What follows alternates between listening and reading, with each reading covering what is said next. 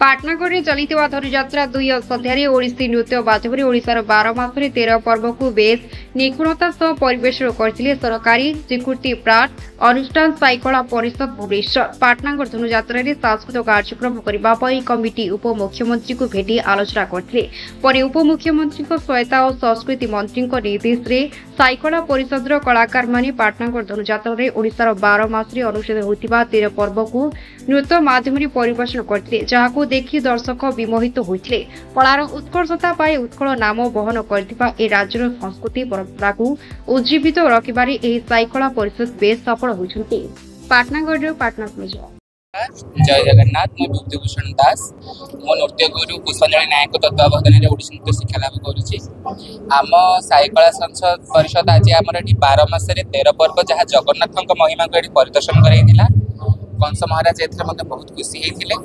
आम जगन्नाथ परंपरा संस्कृति जो पिला मानु जानी पारु नाहंती, आम नृत्य माध्यम 12 मासरे जगन्नाथ किपरि 13 पर्व पालन करा जाए नृत्य माध्यम दर्शक मानू देखिलु। दर्शक मैंने देखिए बहुत खुशी होती, जहाँकि कला संस्कृति लुचि लुचि जाऊँगी पर्वपर्वाणी भितर लोक जानी पार ना यदि आम नृत्य माध्यम जन पार्छ निज बहुत खुशी।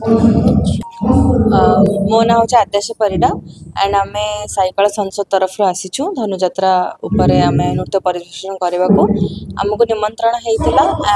आम ये आसी परिवेषण करके बहुत खुशी अनुभव करुचु। आम आशा करछु कि आगाम सब प्रतिवर्ष आमको एमती निमंत्रण हो एंड आम आमर नृत्य परिवेषण करके उत्साहित करंतु लोक मानक। ई यात्रा को तुम देखिलो उपभोग कलो कोन अनुभव हलो?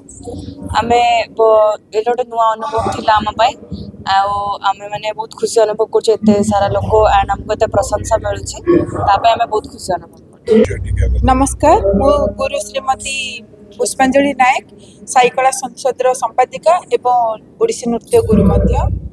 आज आमको ये जो 12तम धनुजात्रा पाटनागढ़ जो विराट धनुजात्रा होची से आमको नृत्य परिवेषण करने को आम पिला को सुजोग देथिबार आमे बहुत खुशी एवं आनंदित अनुभव करुछु।